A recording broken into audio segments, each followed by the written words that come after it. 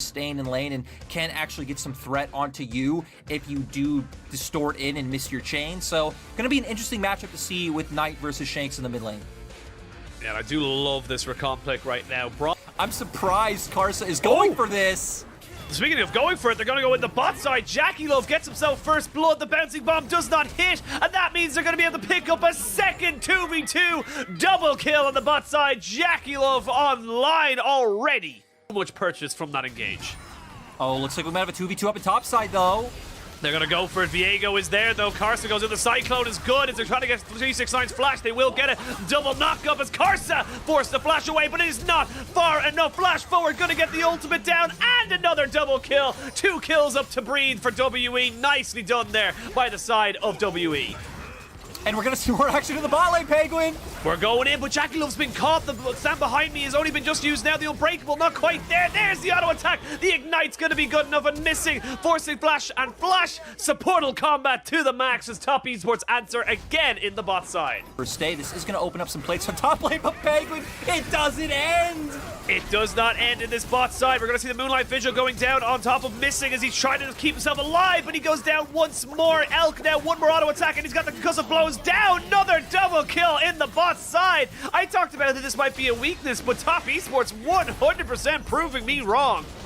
Man, and how bad does that have to feel for Beishang? When enemy jungle is showing on top wave, you're on bot side river, and your bottom lane is still giving up 2v2 kills before you're able to make your way down to the lane. The fact that JackeyLove is so massive right now. Drinker makes this a very good fight for the jungle and mid of WE as Missing goes forward, gets concussive blows down. There's a TP coming in off the back of this. The quickness going to be used. The flash going to be burned straight away by JackeyLove. He's going to use the Moonlight Vigil to try and maybe turn back some of this damage. But the Cyclone right on top of him. And yes, you have Immortal Shield Bow, but when you have backline access like this, you will fall. They get 2 kills, but while that was all happening, Karsa snuck away the dragon.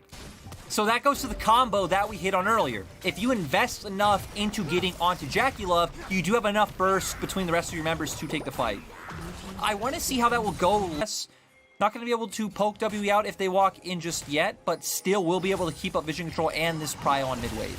Oh, they're going to jump straight in onto the Rakan and delete him off the map. Nothing you can do, and that is exactly the kind of play you want to be seeing coming out from Knight. He is just so dangerous when you give him these big assassins. Yeah, and this is what we're hitting on in draft, right? Is that Knight will be the one to have angles to look for these picks. We were highlighting more on Elk, but he does have the potential to one-shot, but pretty much every champion on Top Esports across the board, I think, does pretty well later on, barring the LeBlanc, but even Knight will always have opportunities to get on top of Elk and Missing. So for WE, I definitely think they need to be looking to take this. They need to be looking to taking a fight now as well. Shanks, though, what are you doing, my dude?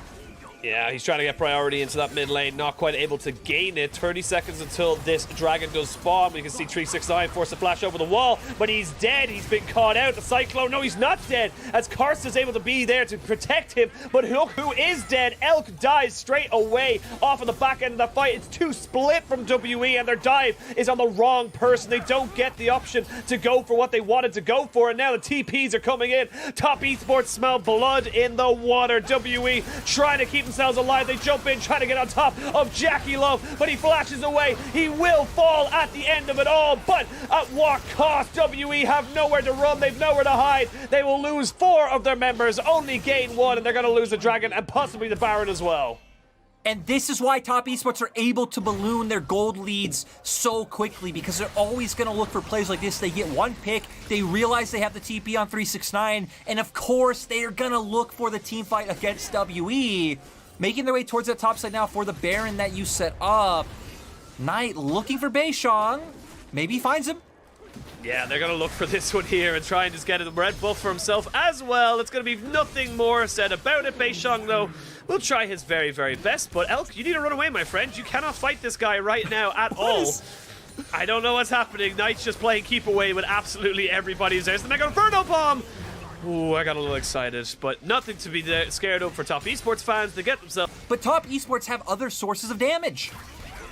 Those sources of damage are really ripping through these health bars. We can now see both bot and mid tier 2s being taken down here by the side of Top Esports. They had Shanks for WE in top lane. He was just basically setting himself up to push in that wave. He knows there's no real fight to happen unless it's around the inhibitor turrets. So just going to give away those objectives. And a 1 in 10 bot side is just not what you want to be seeing here for WE. And we mentioned how this could be a big thorn in their side. And we thought maybe with the Ziggs and the Rakan, they could mitigate a lot of that pressure. But this went for so many things. As we see a flash forward. Elk, though, not going to be taken down by Knight today.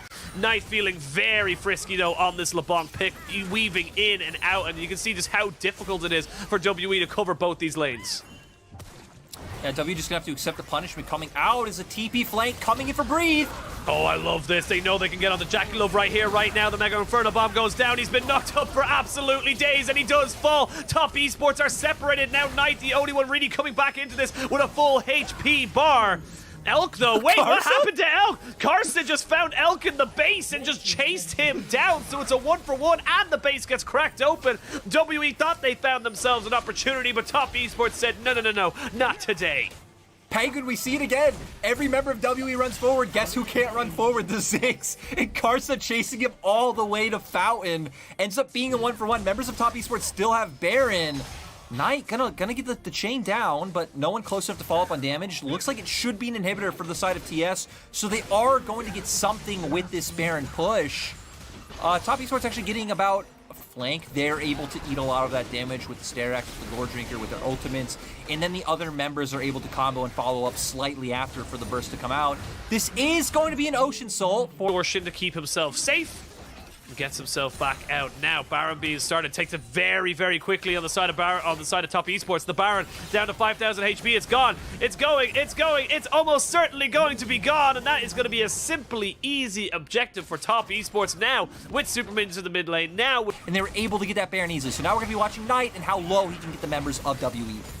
Not even just Knight, the rest of Top Esports. There's the Moonlight Vigil gonna hit right between the sticks, so no purchase off of that one there. You can see the side of Top Esports pushing forward, seeing if they can get as much as possible off of this, and they're going to be able to crack open the base a second time, get themselves an inhibitor mid, retake the one down there, and get themselves a new one up in top side. They can move straight down towards this bot lane. This tower very, very low. They could probably tank it, if I'm being totally honest, and take it very, very quickly. That's exactly what they're going to go and try and do. Knight just playing keep away, making sure they haven't got a full 5 front-to-back fight, because if Knight's on the backside, you're just going to lose. And Breathe getting so much damage put down on top of him. Has to get his Stare Axe and get himself out, but now WE, you've no structures left. It's you and your Nexus turrets. You gotta make a fight. You gotta make a decision, but I just don't think they can, Lyric.